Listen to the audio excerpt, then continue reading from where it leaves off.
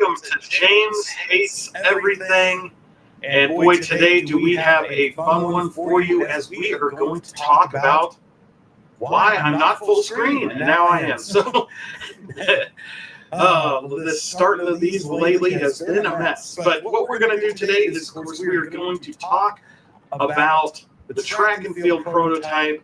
We're also going to take a look at Zen Studios' new Tomb Raider tables on Pinball FX VR. And we're going to cover the early news. So let's just get right into it, and we might have a few surprises along the way.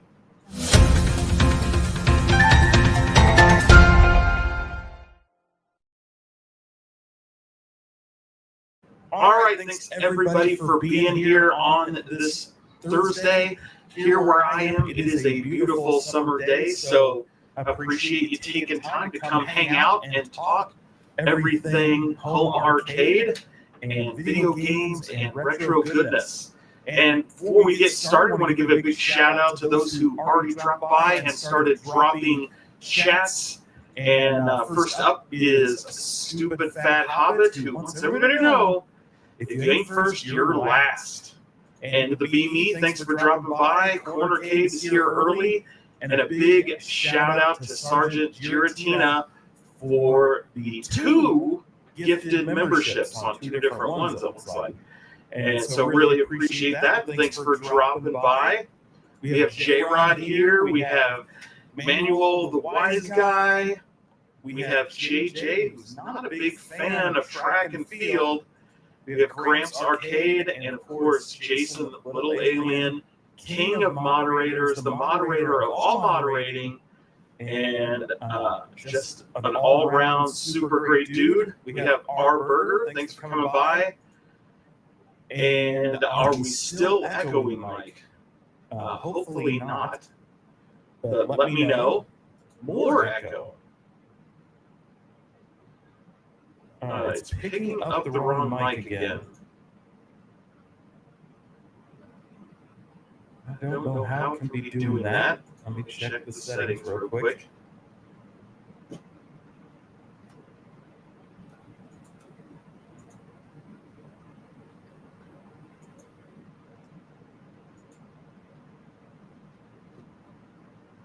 Be right.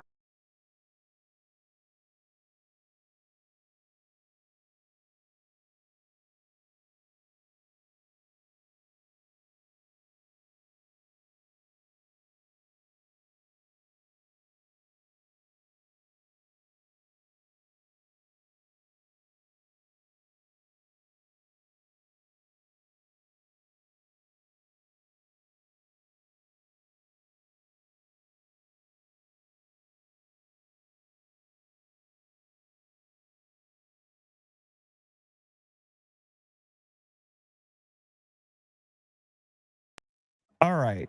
Is that any better? God, you test this stuff and you test this stuff and it looks right and then it's not. So let me know in the chat if it's any better. Perfect. Okay. So somehow it was on a different mic, like you said, a different mic input, same mic, but weird. We also have Chris Ford is here, said track and field, still change the button out. Good pickup. Michael B got a membership earlier, but can't disclose who gave it to him. Let's see here. We got Thumper Squid. Thanks for coming in. And Echo, or is it just him? Well, apparently it was everybody. Sir Sega says Echo 3 to Echo 7. Echo base. So you can start your attack run. Let's see here. I think we got everybody, maybe.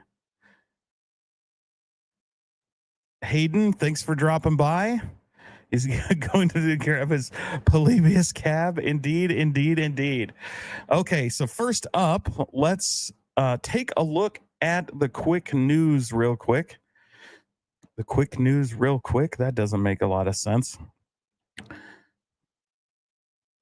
So some of this, of course, has been covered this week, so we'll jump through it a little quick. And in case you guys missed it, of course, Atari, of all companies, Atari is releasing Golden Tee Arcade Classics. I, of course, dropped a post on this earlier this week, and I've seen it covered on a few channels. You can, of course, pre-order right now for $30 on physical media over at Atari's website, and it's on Switch and PS5, but this will also be available through Steam on PC and Xbox.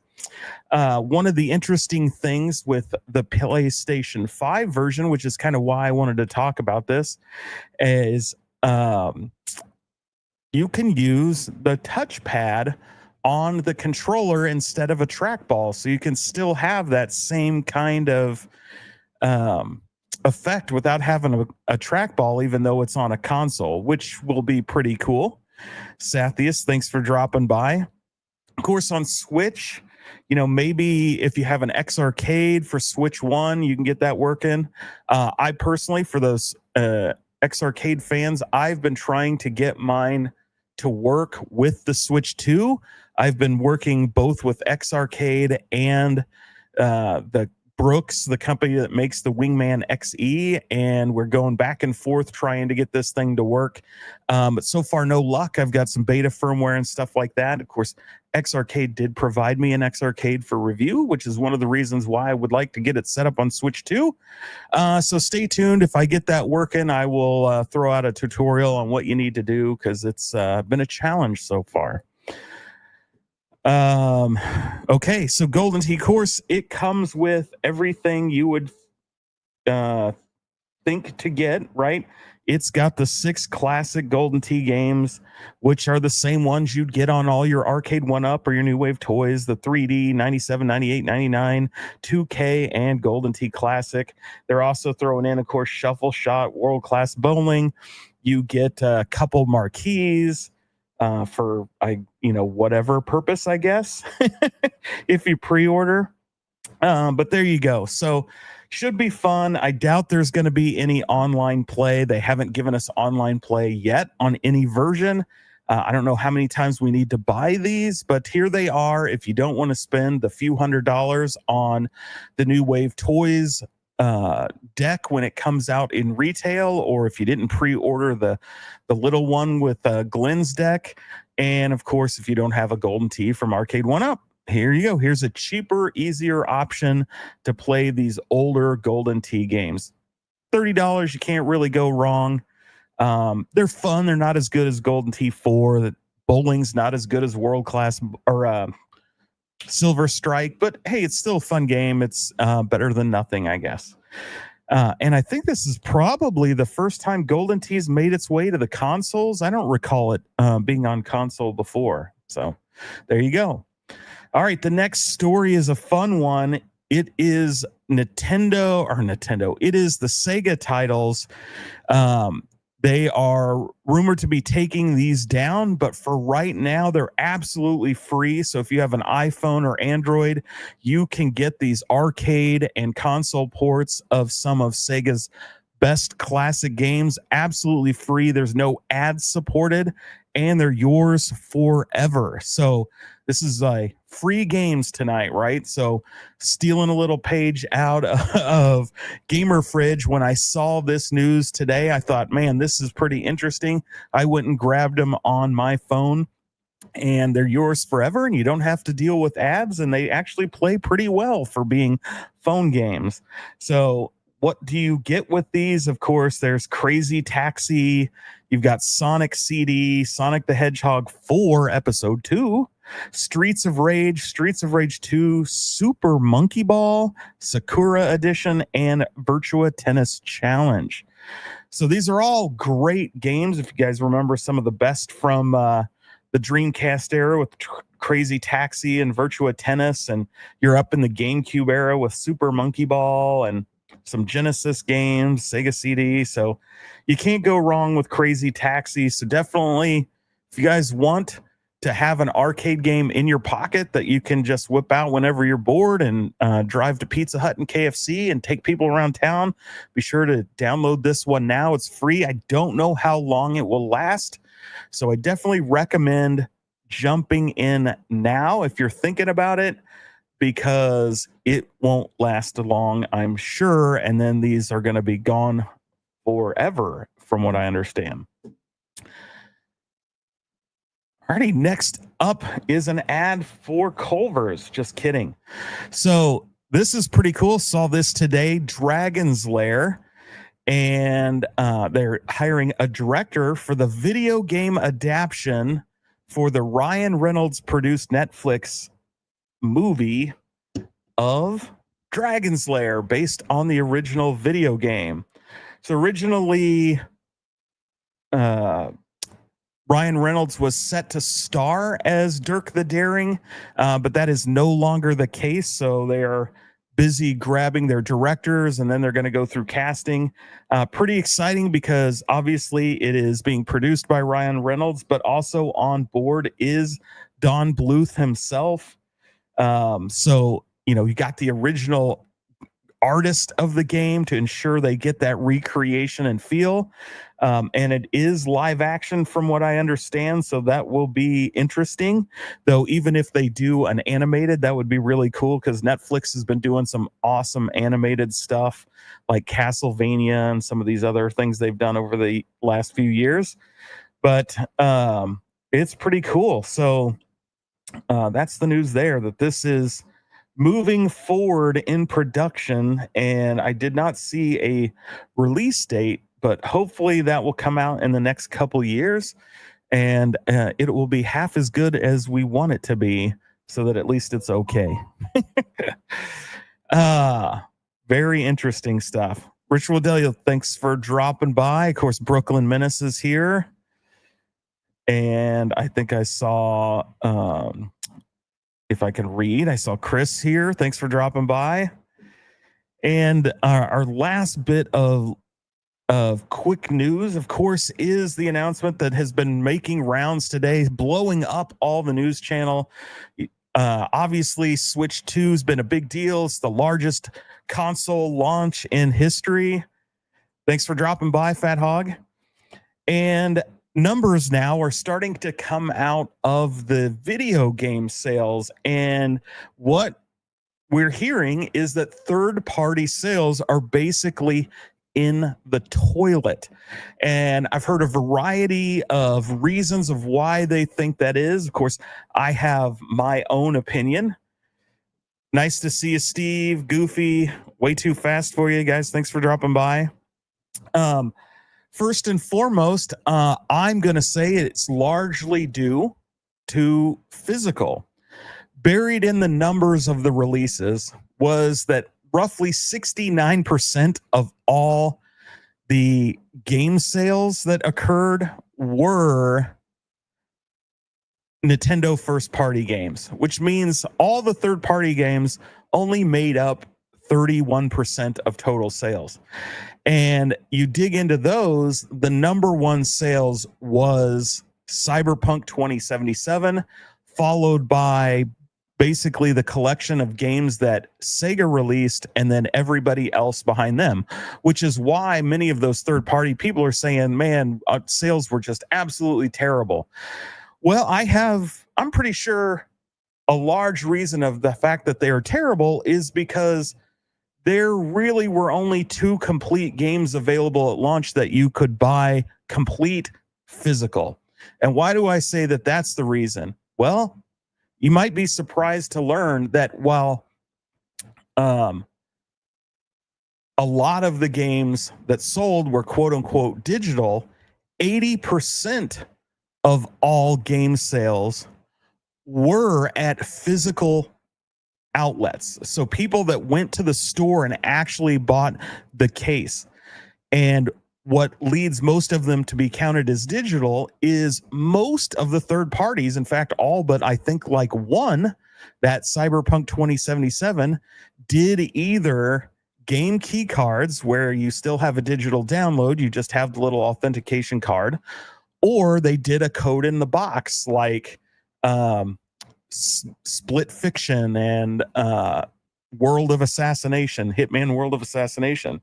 So obviously, the majority of people wanted to buy physical media. That's why 80% of game sales were from physical media locations. But only 2 games were released completely physically. And it should be no surprise that those two complete physical games were the top two sellers of games, Mario Kart World and Cyberpunk 2077. The other problem with all the third-party games is they were all old. Nothing was new. The only two new games that dropped were Mario Kart World and Fast Fusion, which is digital only. All those other games have been out forever, or not ever, but for a while on other consoles, on PC. I mean, heck, Cyberpunk 2077 was released 5 years ago. That thing's old. And even still, that reached number 2 because it was on the complete cart. So my opinion is it's related to the fact that you aren't getting the full game when you're buying these things, and the fact that they are older games.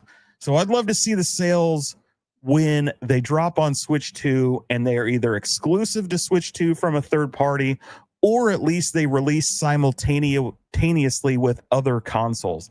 I think a lot of people moving forward with a simultaneous drop will opt for Switch 2, because the quality is certainly good enough when you're docked compared to the other systems. And 2, you get the benefit of having the on the go or mobile capabilities for those that enjoy that. So that's my 2 cents and why I think third-party sales sucked.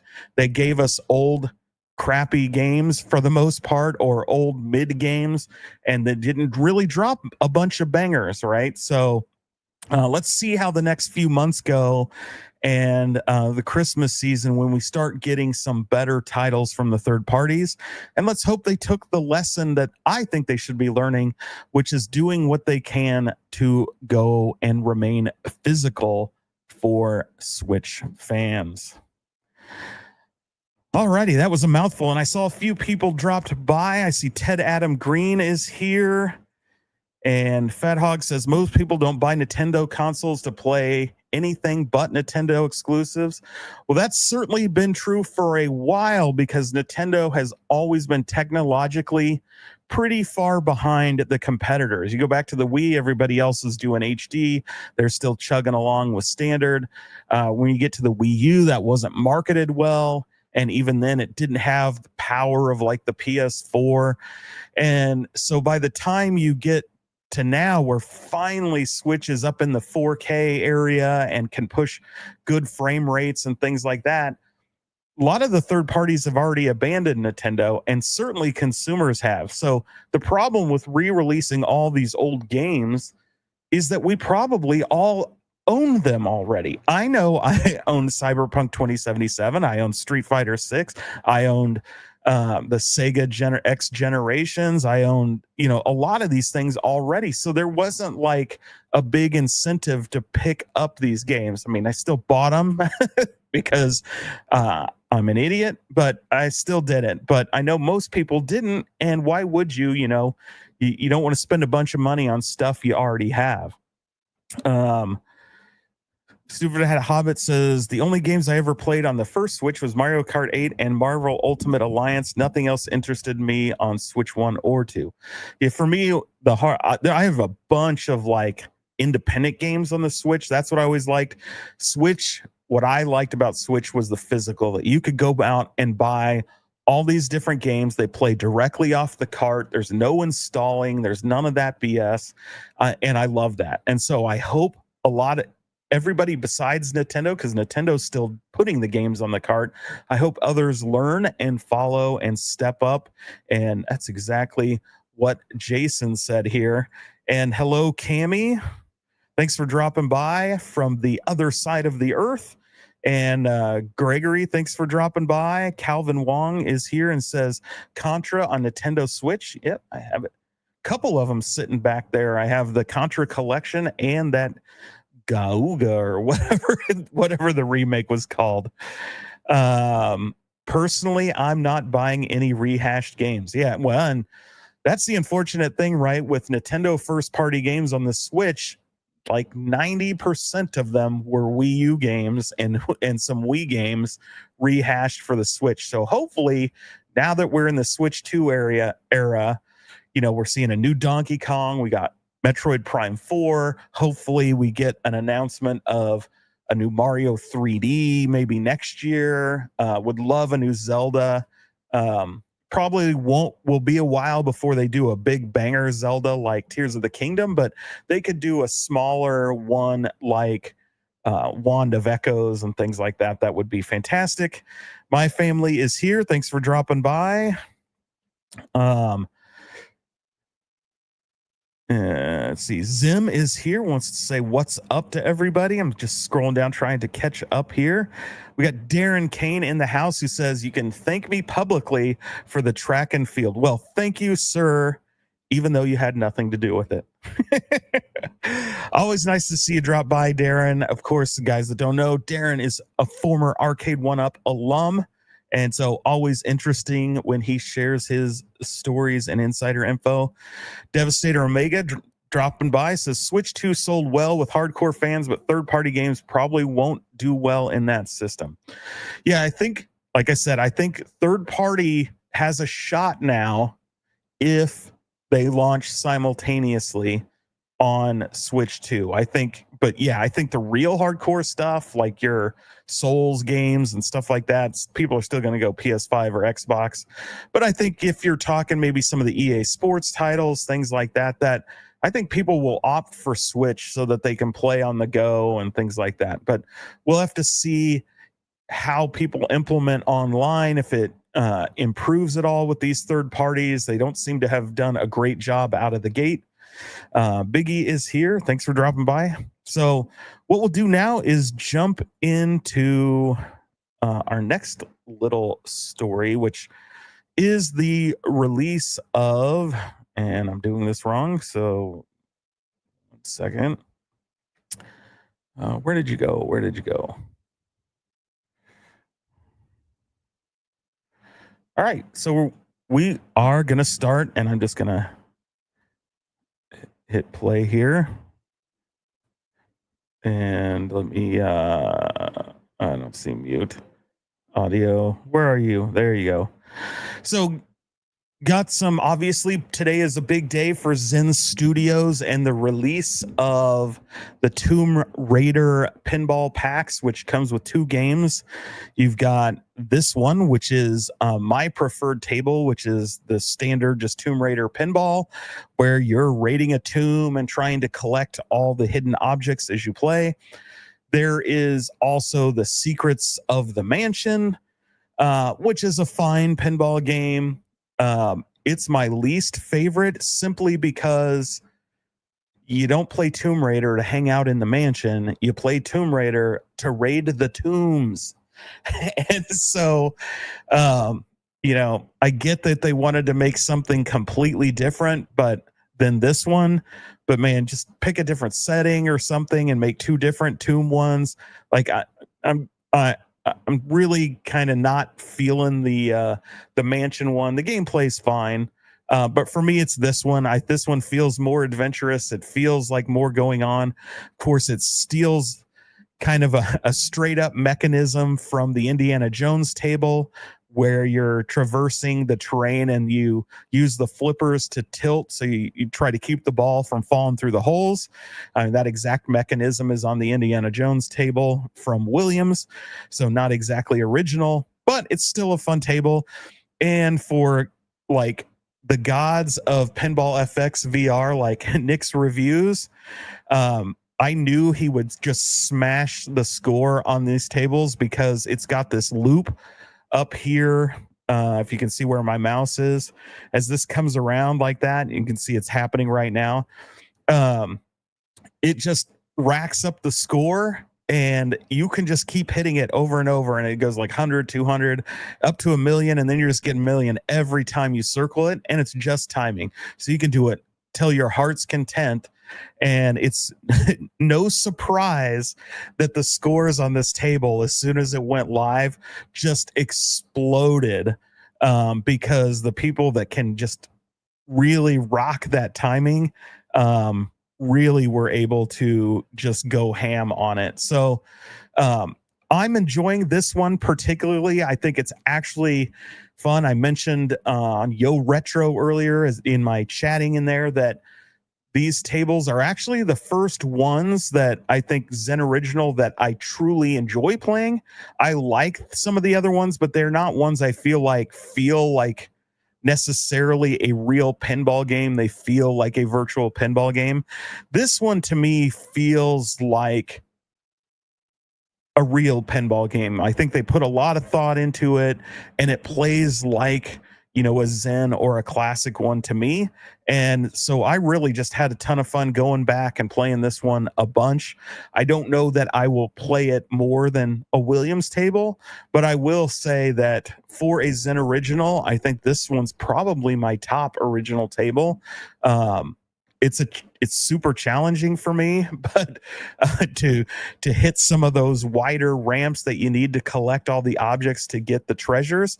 But when you do it, you get a feeling of success, and it's fun, and the scores can be very small unless you can hit those, and then they start exploding as you start picking up those treasures. And so I have a ton of fun. It's one I know I will never get anywhere near the leaderboard, because those people that can hit that ramp over and over will just be able to go crazy. I can't do that.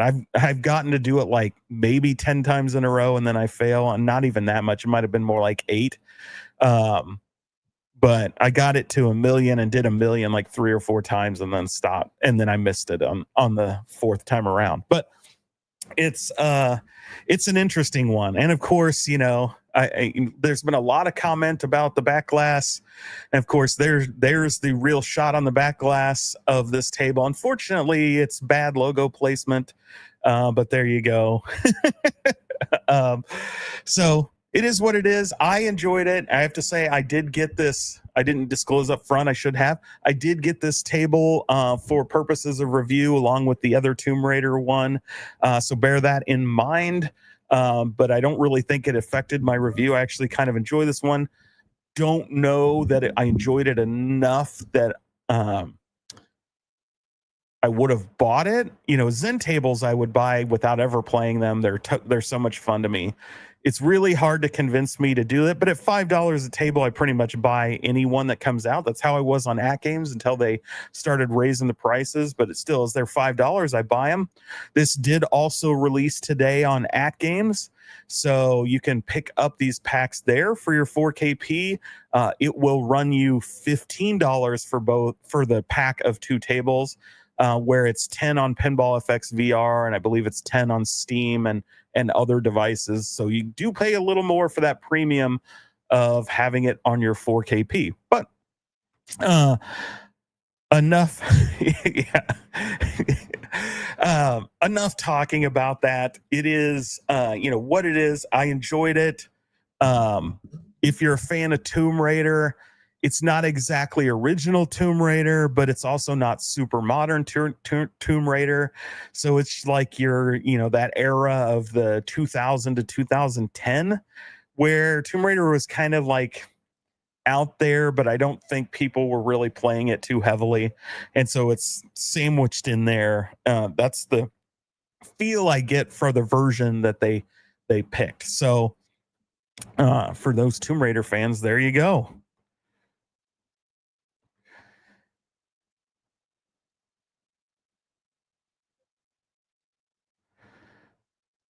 Let's see. Stupid Fat Hobbit says, I played a few games, found the tables kind of boring. Yeah, it's always a challenge with the first party ones. DMD keeps saying balls are out. How did it know? Oh, Jason. Oh boy. When she shoots her gun, oh my gosh.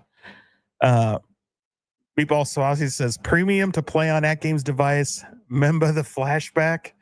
Yes. Yeah, that is a good call out. Kami says, I'm glad Zen have moved up to the LCD era. Yes. So, I mean, it's a good set of tables. If you're, again, it's all about the IP on this one. If you're a Tomb Raider fan, this is probably a must own. If you're like me and you prefer more the recreations than the originals, this may be a skip for you. But as I said, for me, it's $5 a table. You pretty much can't go wrong at that price. Even if it only gives you a few hours of enjoyment, $5 for a few hours of entertainment is pretty good money. So I would recommend checking it out. I think if you have Pinball FX VR, they let you play each of these tables for 3 minutes without paying. So, you know, you can go knock a game out, or at least a ball or two of a game, depending on your skill set, to see if it's any good. And if it is, let us know. And Gregory says $10 is a no-brainer. Yeah, $5 a table, basically. It's dirt cheap. All right, so let's talk about the goods, right? So in case you guys missed it and you were sleeping, I doubt you did since you saw the thumbnail, but I dropped a video midday today of the big reveal that I was able to get a hold of an actual real life Arcade1up prototype. And of course, I am talking about the Track and Field. So there's the picture of that their table. Jeez. There's the picture of the cab sitting over in my arcade right now. I took this a little bit before going live. And before we get too far into it, in due time, Calvin, in due time, I would love that. Yeah, so Brooklyn called it out, 1 of 2 made. So there are only 2 of these in existence. And the other one is owned by a gentleman named Carlos, who's in the community on Facebook. And he is in Florida and picked his up. It's an interesting story. He went to go buy Killer Instinct. And while he was buying Killer Instinct, the guy says, hey, you might be interested in this. And he pulls out Track and Field and sells it to him for $50. And so he's all excited. That made all the news back then, like 7 or 8 months ago. And as he was doing that, he didn't really pay much attention to his Killer Instinct, but later discovered the Killer Instinct was also a prototype. And it didn't have the coin door stuff on the front. Instead, it had the games list. And as he went through the controls, it had an extra game on it that was never released when it went live. Now, unfortunately, the game was never enabled, so you couldn't actually play it, but it was in the list, which is pretty cool. Other than that, the Killer Instinct prototype looked exactly like the Killer Instinct 3/4 scale that we all got, other than that coin door. But that's pretty cool. And yes, he got his Track and Field for $50. Now, there are some key differences with his prototype versus the prototype that I was able to get a hold of.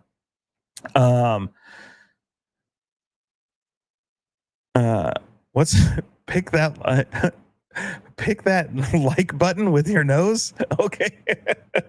Poke the live button with your like button with your nose. So appreciate that, Dane Bramage, and thanks for dropping by. So one of the key differences, you guys, if you go back and look at those images and those videos, you'll see is this prototype has this Track and Field logo, basically a recreation of the marquee on the panel right here. And on that other prototype, this is a black panel, so it does not have anything here. And this is just like, it's not a sticker. This is, well, I mean, not a sticker as in like any of Arcade1up art, but it's not like that Pac-Man, that small Pac-Man Plus sticker. This is, and it doesn't light up. This is just a standard graphic that they have on some of these panels on there. So that's one major difference. And the other one would be the riser. So this one has the complete riser. And I believe his is just sitting on an NBA Jam one. He said the guy thought he had the riser but couldn't find it. And so this one is the complete version with the riser. There is I don't have pictures of it. There's another interesting thing, but you know the panel in the back of an Arcade1up where they usually put the legal information, like all the FCC garbage, you got your serial numbers. Well, that panel, instead of being the normal black that's on there, it's actually a white glossy panel. So it's pretty cool. I mean, I don't know what, it's not cool. It's just different, I guess. it's an interesting choice. Obviously, it's probably a case of they just had that white glossy one and then cut it to size to fit in there rather than running off another black one as you do with a prototype, right? You're playing with different things. And so you tend to use pieces that are just laying around. So, there is that. And see, I got a few other pictures here, a slightly different angle. So there's the side, and you can see the riser has that track and field logo again on the left and right of the riser. And you've got the basically recreation of the shape and artwork of the original. So we know that this is a big problem and likely one of the reasons that this cab may have never seen release, one of many, is that in all likelihood they would not have been able to use this artwork. There's a pretty famous falling out between this artist and Konami, and he doesn't allow them to use this. So it would have been quite the undertaking for Arcade1up to actually get the rights to this art.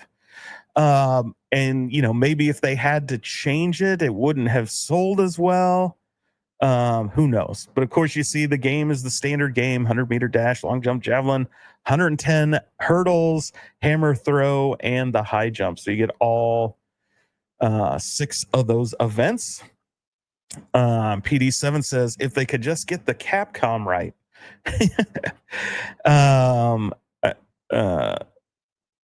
Chris says would have purchased Track and Field along with that prong prototype if they had been released. Me too. So there is the side, and there's the other side. You can see it's identical. As I mentioned in that video, again, I've put a link to the video in the description below if you haven't had a chance to watch it. When we're done tonight, if you want to go take a look, I go into much more detail, give you my full review of how it plays, everything else, a lot of close-ups on all the controls. So does have the classic controls. They're reversed like you'd expect them to be, because that's how that cab was. They were on opposite sides of what it naturally would. Here's it on. This picture has the marquee kind of like washed out like you see on many Arcade1ups, but I can tell you in person, it's not washed out at all. It actually looks really, really good, which is surprising because they're using that same box, the box light, of that generation of cabs before we started getting the reverse printed marquees. So it's one you would think would not ever really look good and have weird hot spots and stuff, but this one actually looks great. So again, probably more due to the fact that it was a prototype and not a mass-produced cab, because my guess is they maybe used a little bigger sticker or adhesive on there than the production run may have in order to make it look that much better in person. What you might be able to tell, there's a little issue up here on both sides, and unfortunately that was damage caused in shipping. Now thankfully the sticker didn't rip or anything, so I'll be able to go in there and just repair those a little bit. I just haven't done that yet. But it's not like I can return this and get new side panels from the shipper. And of course, it had to be right at the top. It couldn't have been something down at the below. But still, it's pretty fun. It's pretty awesome. So this is obviously, one of the classic arcade games that we all played. It's also one that I know people would question whether Arcade1up's quality would be up to the task. And I can tell you, I've been beating the hell out of this thing, and so far, so good. And you got to remember, it's already 3 or 4 year old prototype. So I'd imagine it's been beat up by other people as well. Still beautiful cab. Yes, it looks great. And the little damage on the top is fairly minor. I hope your stomach is okay after eating all that glass fruit. Yes, yes, indeed. KFB says, dude, sell that cab. You'll get real money for it. Yeah, I was joking because somebody dropped in the chat of that other video saying they would pay $4 million cash for it. So yeah, if only that was real, I'd be already over there. Brooklyn says, I'll buy it off you for 56. Well, so I didn't get it for that. I didn't I can't tell you what I paid or where I got it, which is what Michael B was talking about, because I promised the person that I would not. But I thought I would give how I really got it. Like, I got together with the fellas, and we did the thing that we do in order to get great content. And so we all met, we all talked about it, and then this happened. In nomine tenebrarum, ludus incipit. Creatura abissi, te invoco. Exurge, et voluntatem nostram comple. All right, because I know the nonsense is going to be said anyway, there it is. And I can tell you, I did not get this from John D, but I'm sure it's going to be the story anyway. And so the secret Illuminati, of course, got together and brought in the arcade demon to hand out prototype cabs. I had no idea what the chants are. I just told it to, I told the AI when I generated those to just have it chant odd Latin phrases to make it sound crazy. And no, our arcade Illuminati, the arcade demons, I guess. I don't know. All of them, like, there's so many Illuminatis, it's hard to keep track anymore, apparently. I keep hearing about new ones every time something new happens, and I'm interested to hear about the syndicate. I may be out of the loop on the syndicate side of things. Yes, and of course it's AI. That was. Now, the arcade isn't AI. So let me one of the things I wanted to show, because I did not include it in the video that I dropped today, was the startup and all that fun stuff. So the how do I view fit the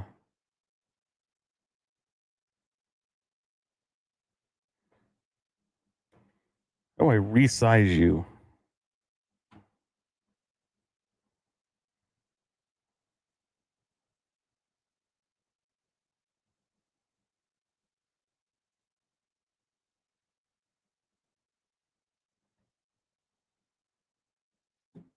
Sorry, taking a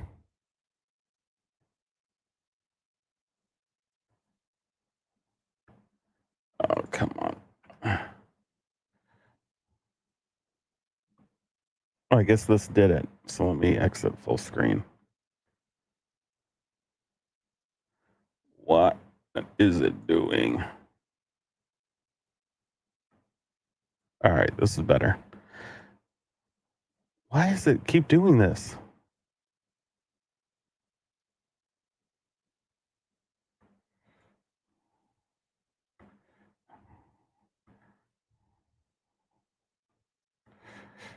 All right, for some reason it wants to keep resizing the video, but there we go. So this is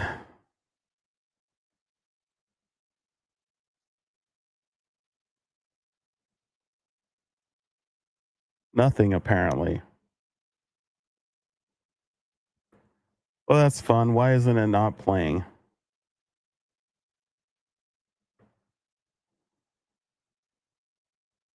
Oh, there we go. It does not want to play.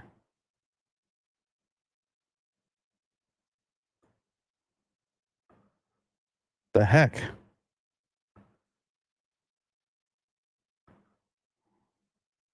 It's like it's going It's like it doesn't want to resize it, I guess, because of how big it is. That's dumb.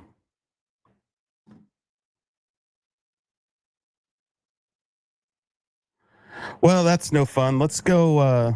Let's do this a different way. Yes, it's I don't know why the video won't play. It plays on my computer, MG, but it is what it is. Electron says, still want Dragon's Lair. I still want Dragon's Lawyer Arcade1up. I'm pretty sure you're talking about Dragon's Lair. And so there is the live cab over there. So I'm going to go and fire it up. And we can see a live boot up. James can make full A movies, but can't resize a photo. So it was a video, and it won't play after I resized it because it's too big, apparently. Ask ChatGPT how to resize your screen. Yep, damn VLC. We'll do it live. We'll do it live. All right, so let me go hop over there, and I got to mute some stuff so that we don't hear a bunch of noise. And 1 second.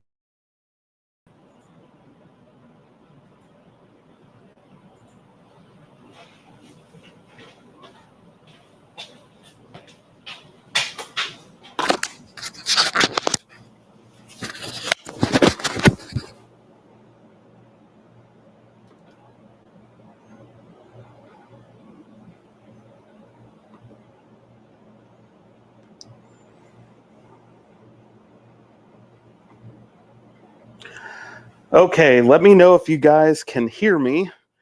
And I warned you in today's video, if you didn't see it, that this thing is loud. So hopefully it doesn't blow your eardrums out because I'm on a mic. But here we go. So you can see it's got the loading screen, just like a normal Arcade1up, but there is no splash screen. There's no interface. It just goes straight into Track and Field.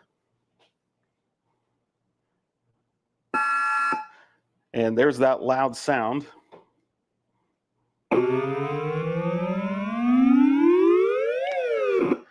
And so you got the obviously the 4 players on the deck, 1, 2, 3, 4.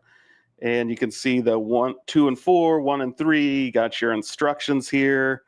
You've got all the, tips and hints and tips on how to actually do the events.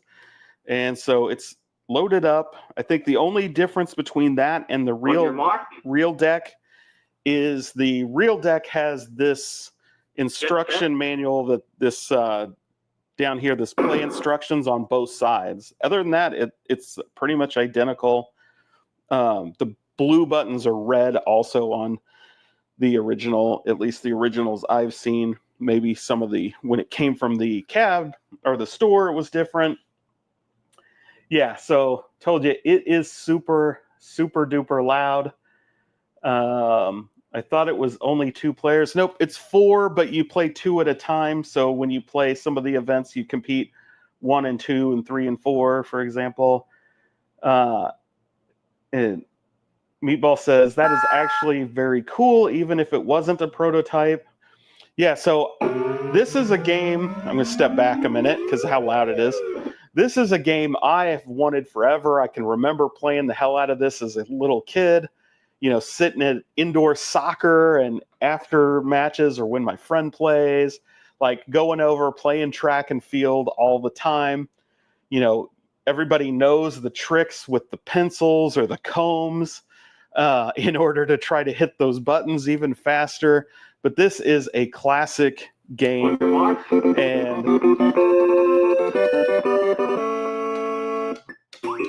I'll blow your eardrums out there. One of the unfortunate things is the scores don't save from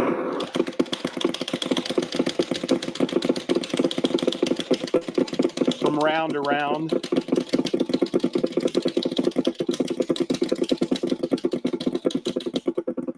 So it would be nice if they did save, because obviously setting world records and stuff is fun, but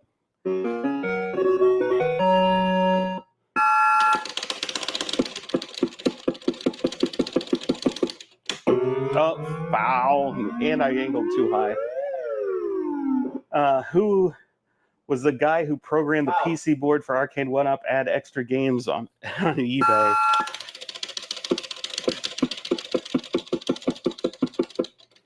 Oh, way early. So the pressure of playing in front of people. The distance 2.34 meters. So it's funny, Dane, that you mentioned Mystery Encoder. I've already sent him pictures of the PCB. Oh, too high. So anyway, when I'm not playing live, I can actually play this game better.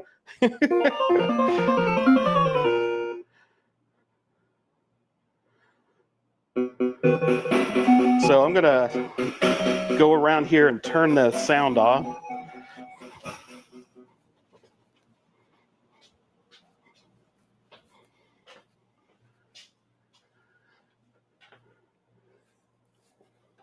Actually, that's good enough.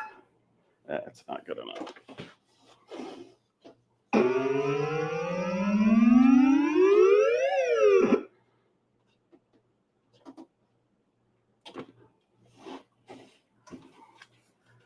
Okay.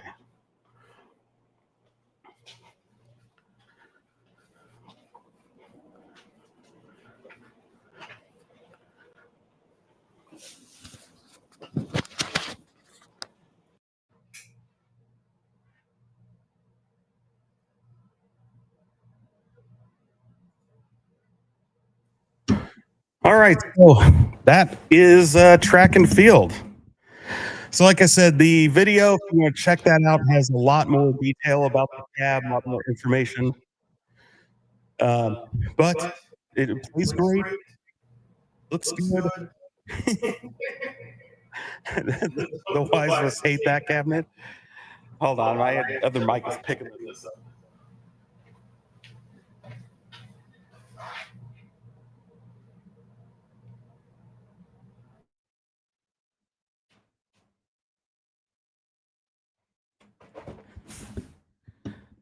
I was echoing because even though I turned off my mic, the onboard mic on my camera over there took over. So I went and muted it. Thor KC said, I love that Roadrunner game. They did such an amazing job recreating the cartoon appearance and action.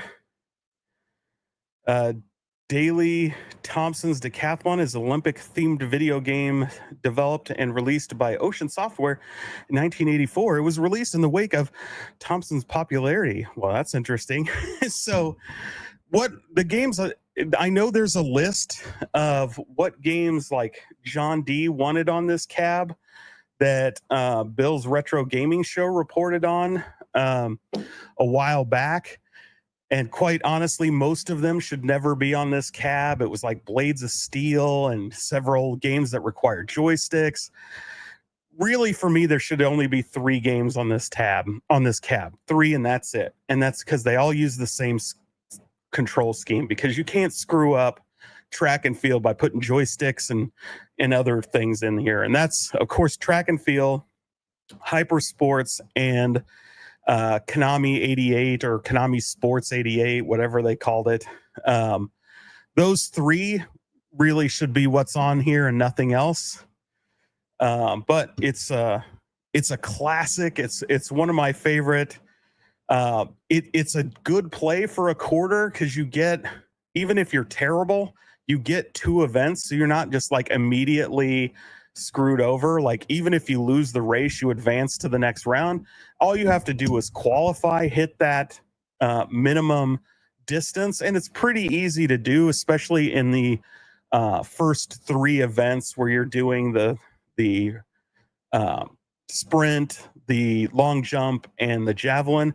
It's when you get into the hurdles where you got to get used to holding that jump button down and making the hurdles so that you can get to the hammer throw etc., etc. So,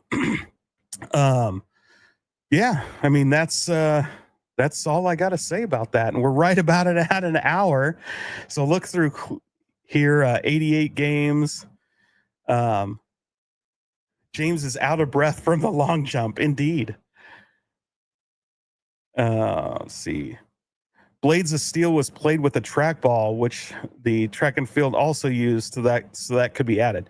So yes, but for 2-player, it had 2 trackballs, and it also had a fight button. Now you could make do with the jump or throw button as that fight button, but it would be very wonky. And let's face it, it would be very hard to control. There's not a lot of room for 2 trackballs plus all those buttons. It would have been kind of a mess. One of the other games was a Konami wrestling game. That wrestling game was 4-player. It had the joysticks and then 2 buttons. So yes, you could technically play that, but now you got to put 2 joysticks on there. So if all those games had made it, that 14 list of games, you'd have had to put 2 trackballs, 2 joysticks, and a couple extra buttons for each player. It would have been just a complete mess. I don't know how it would have worked unless you eliminate the trackball for Blades of Steel and use a joystick instead. It just wouldn't have worked. I think you put the 3 games on it that makes sense for this, and you call it a day, and you have a great cab. Mr. Clutch is here, huh? Where did Mr. Clutch go? There he is. Cornercade is going to try to get you to sell it to him. maybe. He has to beat the $4 million offer I've already taken. So there you go.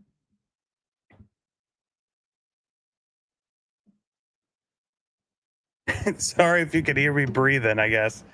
Running around and pounding some buttons and talking while doing it is a load.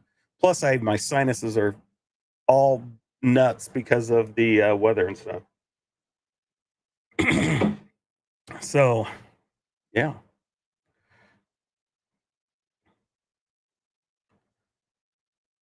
Yeah, so the only thing on here is track and field, obviously. Just an AI video. Unfortunately not.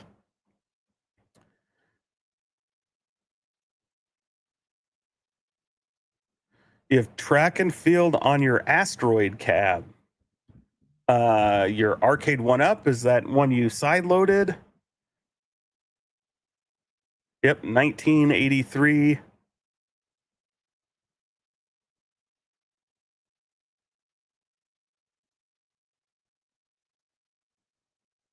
So just looking through some of the older chats that I missed. So yeah, that's all I got. Unless you guys have any specific questions that maybe I did not answer or you couldn't tell from this.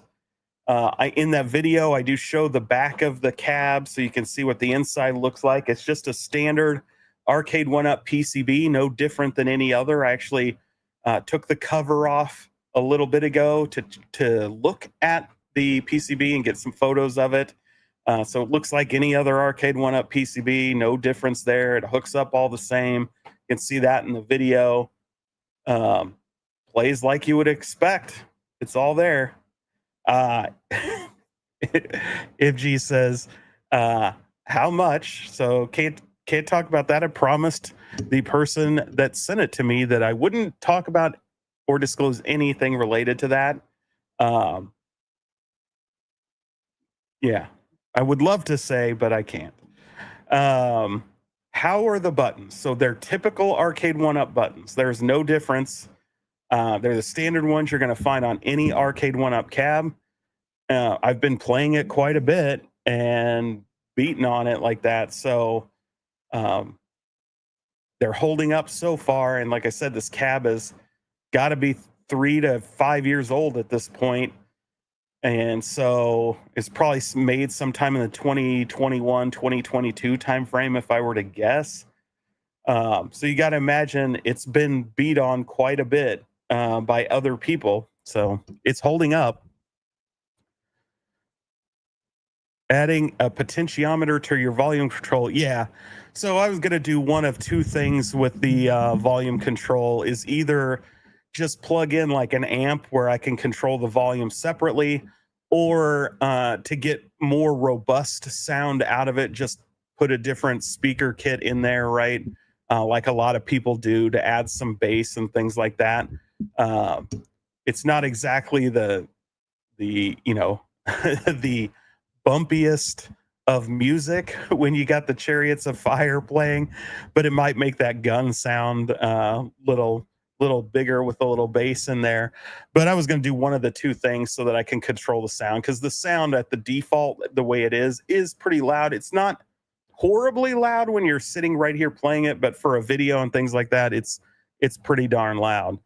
And so it's an easy fix, right? Thanks to the stereo jack, I can control the volume a million different ways. It stinks that they didn't code in that part, because obviously it has the volume rocker. It's all into the encoder board, which plugs in like normal, but obviously they didn't want to spend too much time, I guess, implementing the code for some of that stuff. But you'd think a lot of it would just be recycled, but who knows? Maybe it did work at one point, and maybe that part has become loose or is damaged. I didn't really look at it at the encoder board at all. But oh yeah, I have this game on a ton of stuff, but to have the prototype, really, that's, to me, is the big thing. I can play this on MAME using the X Arcade, a bunch of stuff. But as a collector, and that's kind of the theme of the video I released, as a collector, a guy who's collected toys and video games and stuff his entire life. I live in the Midwest, right? These companies aren't located in the Midwest. The designers of these things are in the West Coast and the East Coast. And to have an opportunity to get a prototype, you either are paying out the nose by going to eBay or auction, or hoping like some store around here gets one from some dealer. You're really not going to luck into these things. And for that reason, I don't really have many prototypes. I've had some proofs, like things like I forget exactly what they're called off the top of my head, but when they do action figures, right, the factory will run through a test of the figure of the mold, and they'll just use whatever plastic is in the line. They won't make it match what the figure should have. It's just to make sure that the figure looks good, that it moves right, things like that. I've had a few of those. I don't think those are really all that rare. They pop up from time to time because, these factories will do tons of those, and they send them out all over the place for the designers and the teams to take a look at them. So they end up with so many of them, they just kind of, sell them off or give them away. So they're rare, don't get me wrong, but they're not like a true prototype, like the Sculpt toy that they made in-house or something like that. So to have something that truly was made for the purposes of getting the license, to get the photographs to sell, to do the demos in front of retailers and things like that, is, to me, is just huge. It's going to be something I remember forever. It's something I'm super glad to have as just a collector and a nerd. And it's the fact that it's a game I actually want and wish they would have released and had released, just makes it all the better. So I'm super excited, and it honestly makes me want to get the other prototypes too. Makes me want to figure out, how can we get a hold of that 6-player X-Men? How can we get a hold of Spy Hunter? How can we get some of those cool ones that we saw towards the end there? Even that Tapper beer fridge. But who knows? Who knows where they're at? They could be sitting in Arcade1up, or they could be sitting with some former employee somewhere. I don't know where these things are. I mean, the one in somebody's garage, right? Like the ones found in Florida, some former employee of Arcade1up. Who knows? I bet if they release one, James will still buy it. You would be wrong because now I own one. So I hope they do release one. Sort of. Obviously, I would prefer like they do one for people that comes out with the right games and the right look and everything. But like I said, I think it'll be really hard to do that because of the art on the thing. I just can't see somebody able to get the right art. But well, that's all I got. If there's a waffle maker in your ALU, that would be perfect. Fridge is a good idea. That game is thirsty work. Yes. Yeah, I don't know why they never released that. To me, it's kind of a no-brainer because these are for your home arcade, and Tapper is the perfect game to put a mini fridge in, because it's a fun game that's fairly simple and it speaks to, you know, beer and everything else. It's perfect for it.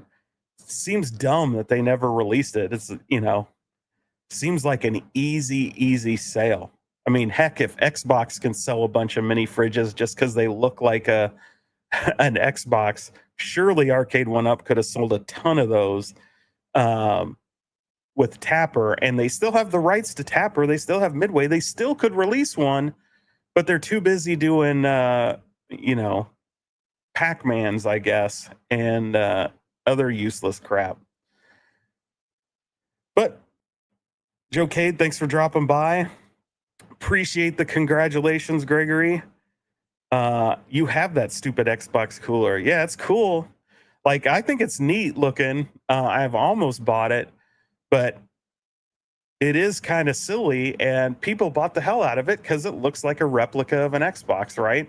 And gamers need places to keep their monsters cold in there.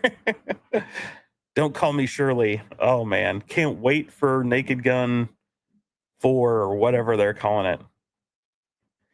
How much would someone have to offer you to sell it? I don't know. It's going to be a while before I would entertain any offers. It's probably one I'm going to keep, quite honestly, at some point until I have no choice, right? If I need money for some reason, unexpected reason, that would be about the only thing that'll make me let go of it. Again, unless somebody's crazy, like the person that dropped a $4 million cash offer in, which would be ridiculous. Yeah, Chris, I would hope A1up wouldn't make the fridge, but, you know, buy the fridge from somebody else and put it in there. Even if they just made a shell and said you could go put like any size fridge in, you know, a specific size in there, I'd be okay with that. Who's inheriting it though? Well, chances are if that happens, it'll just end up in a garage sale at that point. Because I doubt like my wife or kids or anybody is going to spend time bothering to figure out what happens with it. But that's all I got. I want to thank everybody for being here. As I mentioned, I put a link in the description for the reveal video if you want to check that out. I also put a special link in there for you PD7 fans. Yesterday, I dropped a 2-minute and 20-second walkabout of Trooper PD7. So if you like Star Wars, if you like PD7, and if you haven't seen it already, or even if you have, go check that out. It's 2 minutes and 20 seconds. Today is Blue Milk Day still. You got a few hours left because it dropped a little bit ahead of Imperial Blue Milk Day. And if you want to know what I'm talking about, you got to go watch that 2 minute and 20-second video. It's linked in the description. And, you know, until next time, have fun.